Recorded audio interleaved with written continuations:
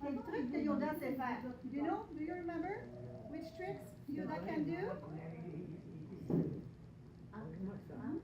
Up. Hey, say it again. What else? Can she roll over? Roll. Wanna try? You know what I'm saying now? Yes. Yeah, okay. Lay down. Push. Roll. She do it?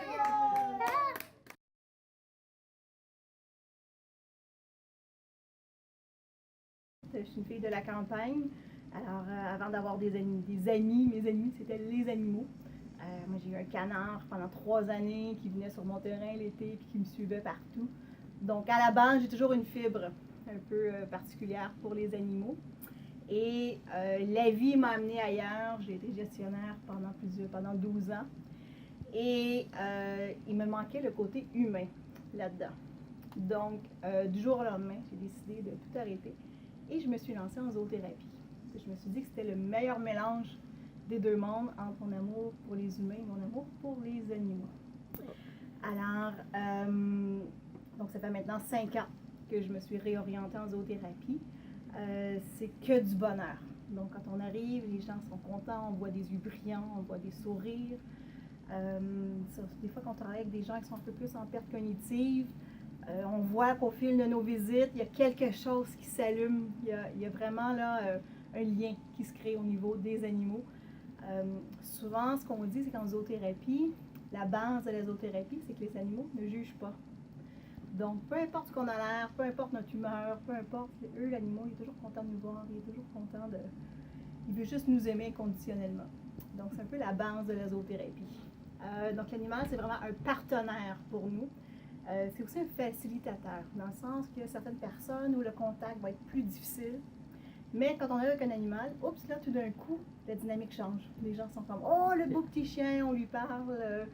Et puis, le contact est beaucoup plus facile à ce moment-là d'entrer en contact avec les autres. Au niveau des bienfaits pour la zoothérapie, c'est à l'infini. Tout est possible. Mais bon, on peut parler de briser l'isolement, la solitude.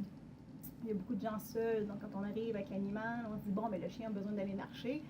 On réussit à sortir la personne de sa chambre, et puis à ce moment-là, on va se promener avec elle dans les résidences ou dans les centres, et puis, oups, là, ils se mettent à parler avec tout le monde, donc on va vraiment briser l'isolement.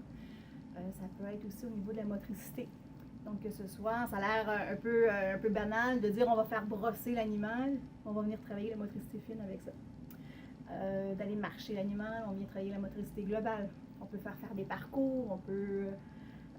il s'agit juste d'avoir assez d'imagination pour pouvoir tout faire ce qu'on veut faire.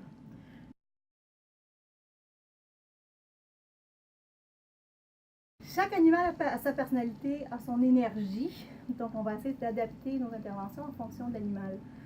Si on parle de la tourterelle, souvent on est dans le côté très sensoriel. Donc déjà de la manipuler, de la toucher, d'être tout en douceur, de l'entendre chanter, de l'entendre rire, ça fait beaucoup réagir les gens. J'ai un chat qui lui est beaucoup plus joueur. Donc là on va venir mettre de la vie en place avec le chaton. De jouer, de faire manipuler la perche. Déjà aussi, des fois c'est long avant qu'on comprenne que oh, il faut la faire bouger la perche, c'est pas juste de la tenir. Donc, les chiens. J'ai des chiens qui sont calmes, qui sont plus câlins, plus brossage. On en a d'autres que c'est bon, ben là, on est actif, on lance la balle, on joue. Donc, chaque animal a vraiment sa personnalité.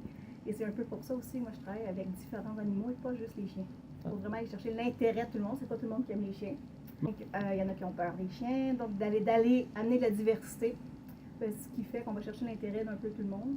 Et puis chaque animal a sa particularité, puis on adapte nos séances en fonction de l'animal qu'on a.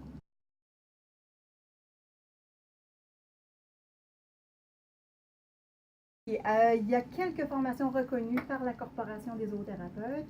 Moi, j'ai fait ma formation à l'École internationale de zoothérapie, qui n'existe plus aujourd'hui. OK, c'était situé où? C'était à Montréal. OK, à Montréal? C'était à Montréal, une école privée. Sinon, il y a le Cégep de la Pocatière qui donne un AEC. Il y a l'Authentique aussi. Il y a Zoothérapie Québec qui donne quelques formations. Donc, c'est vraiment important quand on veut faire affaire avec un zoothérapeute de s'assurer que ce soit une personne qui est formés. Pour beaucoup de bénévolat, il y a beaucoup de gens qui s'improvisent, mais c'est que la zoothérapie, c'est pas juste du flat-flat avec Ouais. l'animal, c'est qu'il faut avoir une personne qui est formée aussi en relation humaine pour créer une belle synergie entre l'animal, le client OK, et faire la l'intervenant. relation. C'est ça.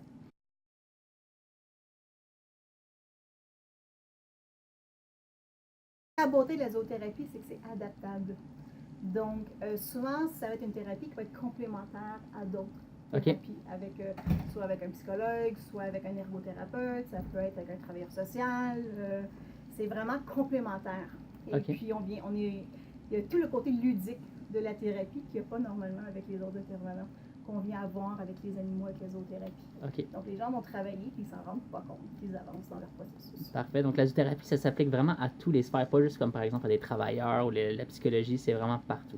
Oui, c'est vraiment adaptant, mais il s'agit juste de s'adapter puis de trouver le bon zoothérapeute qui va être capable aussi de s'adapter. On n'est pas des robots, on ne sait pas tout faire non plus, donc c'est de trouver la bonne personne pour les objectifs avec lesquels on veut travailler. Ben, pas de problème, mais je te remercie beaucoup, Karine, pour Ça ton fait temps. plaisir. Puis on vous souhaite tous une excellente fin de journée.